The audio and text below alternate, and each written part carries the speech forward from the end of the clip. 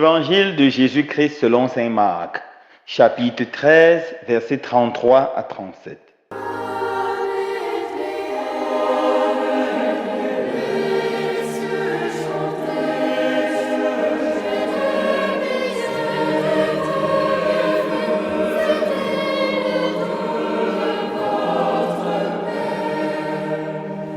En ce temps-là, Jésus disait à ses disciples, prenez garde, restez éveillés, car vous ne savez pas quand ce sera le moment. C'est comme un homme parti en voyage. En quittant sa maison, il a donné tout pouvoir à ses serviteurs, fixé à chacun son travail et demandé au portier de veiller. Veillez donc, car vous ne savez pas quand vient le maître de la maison, le soir ou à minuit, au chant du coq ou le matin. S'il arrive à l'improviste, il ne faudra pas qu'il vous trouve endormi. Ce que je vous dis là, je le dis à tous. Veillez. Acclamons la parole de Dieu.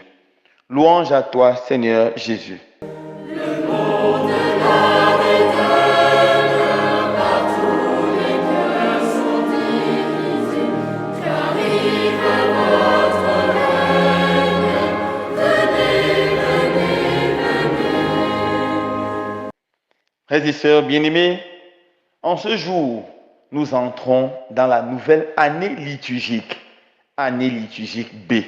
Et nous entrons dans cette année liturgique avec beaucoup de joie, en rendant grâce au Seigneur pour l'année liturgique A, telle qu'elle a été. L'année liturgique commence évidemment par le cycle de Noël.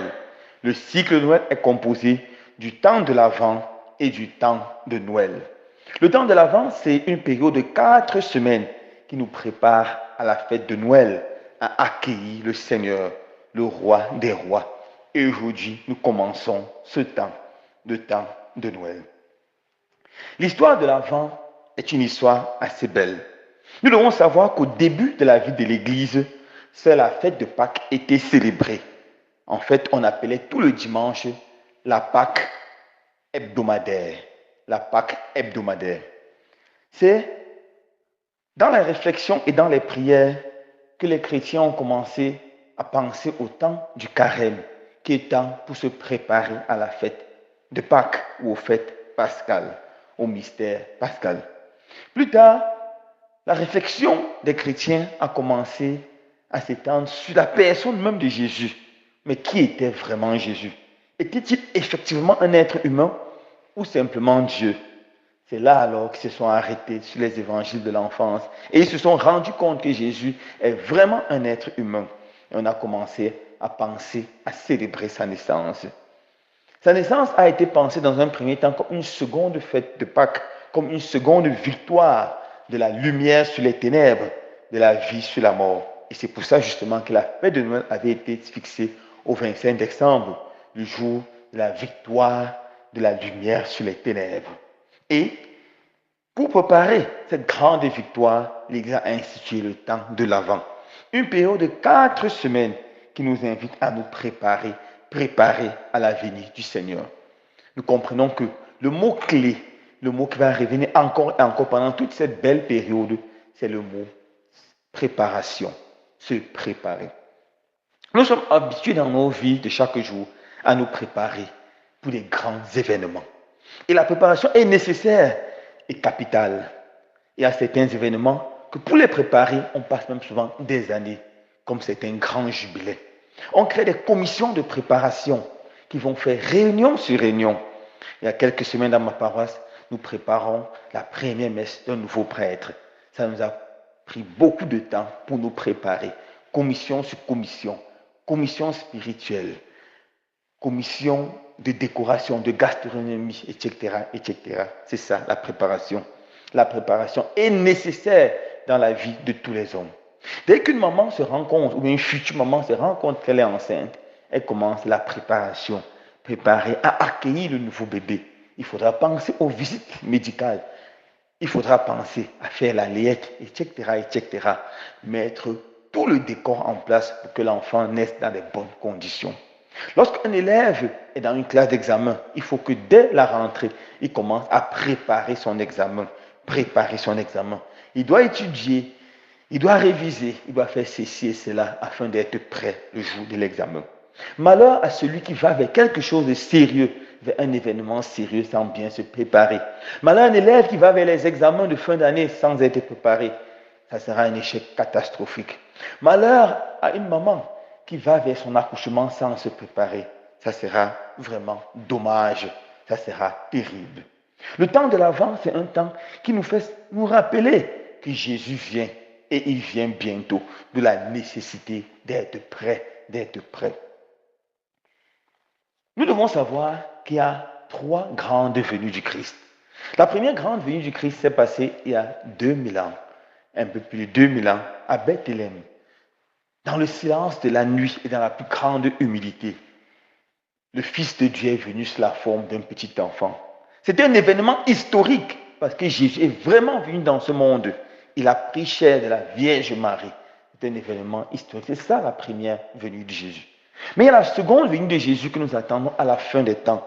Elle ne se fera plus dans la nuit, elle ne se fera plus dans un endroit isolé, à l'abri des regards, seulement devant quelques bergers. Non, elle se fera avec puissance, gloire et majesté. Jésus viendra sur son trône de gloire et jugera toutes les nations. Tous les hommes de tous les temps seront devant lui. Il jugera tous les hommes avec puissance et gloire. C'est ça la deuxième venue du Seigneur. Et cette deuxième venue du Seigneur viendra à l'improviste. C'est pour ça que dans l'évangile de ce jour, on nous invite à veiller et à prier. Car on ne sait ni le jour ni l'heure. Le maître peut venir dans la nuit, au milieu de la nuit, au petit matin ou en pleine journée. Chacun doit être prêt, doit être préparé pour accueillir le Seigneur. Peut-être la fin du monde est encore loin. Mais ce qui est certain, c'est que la fin du monde de chacun peut occurrer à n'importe quel moment. Ça peut être aujourd'hui, ce soir ou dans la nuit. Dieu peut appeler n'importe qui à n'importe quel moment. D'où la nécessité d'être prêt, d'être bien préparé. Et la troisième venue du Seigneur, c'est chaque fois qu'on ouvre nos cœurs à accueillir Jésus.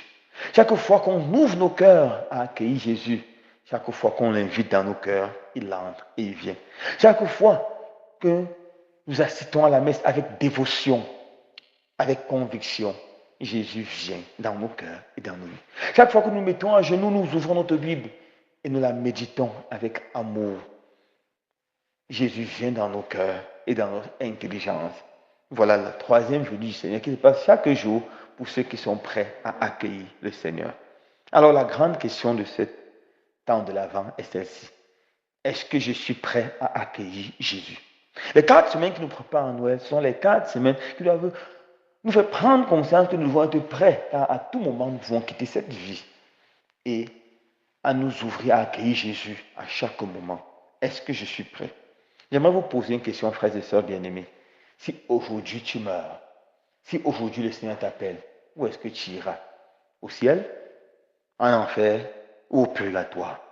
Es-tu prêt à accueillir le Seigneur? Ou si ce matin on te dit, le Seigneur viendra te chercher demain, que vas-tu faire pendant cette journée? Que vas-tu faire? C'est-à-dire, on dit, je vais courir à l'église parce que toute la journée. D'autres vont dire, je vais courir pour aller me confesser. On a posé cette question un jour à un grand saint. Et il va dire, je vais continuer à vivre comme je vis. Je vais continuer à aimer comme j'aime. Ça, c'est la réponse de quelqu'un qui est prêt. Prêt à accueillir le Seigneur. C'est quelqu'un qui sait que la meilleure façon pour attendre le Seigneur, c'est de bien faire ce qu'on a à faire. L'Évangile nous dit, le Seigneur, avant de partir, donne à chacun sa tâche, chacun sa charge. Chacun doit s'efforcer à bien faire ce qu'il a à faire. Peu importe où le Seigneur t'a planté, là, tu dois germer, grandir, produire des fleurs et surtout produire des fruits. Si tu es un petit sentier, sois juste un sentier. Si tu es la lune, sois la lune, ne cherche pas à être le soleil. Si tu es une étoile, c'est parfait. Brille dans la nuit. Ne cherche pas à être le soleil, mais sois la meilleure étoile qui brille dans la nuit. Voilà comment nous devons nous préparer à accueillir le Seigneur. Voilà comment nous devons veiller. Nous devons apprendre à avoir un amour de la vertu, un amour de ce qui est bien. Et le diable mettra tout sur notre chemin pour nous distraire. C'est pour ça que le mois de décembre est par excellence le mois des distractions. Beaucoup de boissons, beaucoup de musique, beaucoup de débauches. Finalement, on se distrait et on va vers Noël sans Jésus. Oui, mes frères et sœurs, si on ne se prépare pas bien, on risque de célébrer Noël sans Jésus. Noël, c'est l'anniversaire de Jésus, mais on risque de mettre Jésus hors de notre maison, hors de notre cœur, avant de célébrer son anniversaire. Et ça sera dommage, ça sera vraiment terrible. Nous devons nous préparer vraiment à accueillir Jésus en menant une vie vertueuse. Un autre aspect fort qui nous aide dans notre préparation de la fête de Noël doit être la prière. La prière nous aide à être vigilants, chasse loin de nous la dispersion. Nous devons rester vigilants en cette période, car le diable est là, rugissant comme un lion et cherchant qui il va dévorer. C'est pour ça que pendant le mois de décembre, il y a souvent beaucoup de catastrophes et des accidents terribles de circulation et des crimes rituels et tellement de coups de vol, tellement de choses terribles et horribles. Parce que les hommes ne sont pas vigilants, ils sont distraits et le diable profite de leur distraction pour les détruire, pour les disperser. Mes frères, mes sœurs, mes chers amis, je vous en prie que ce mois de décembre qui nous prépare la fête de Noël au fin d'année soit un mois de vigilance, un mois de prière. Je conclue en partageant avec vous un peu la fin de la vie d'un grand homme. C'est l'une des personnes les plus sages dont la vie a marqué cet univers. Il s'agit du philosophe grec Socrate. Socrate était un homme ami de la vertu, mais il a été injustement accusé par les Athéens et condamné par les juges d'Athènes à la mort. Il devait être exécuté en buvant un poison.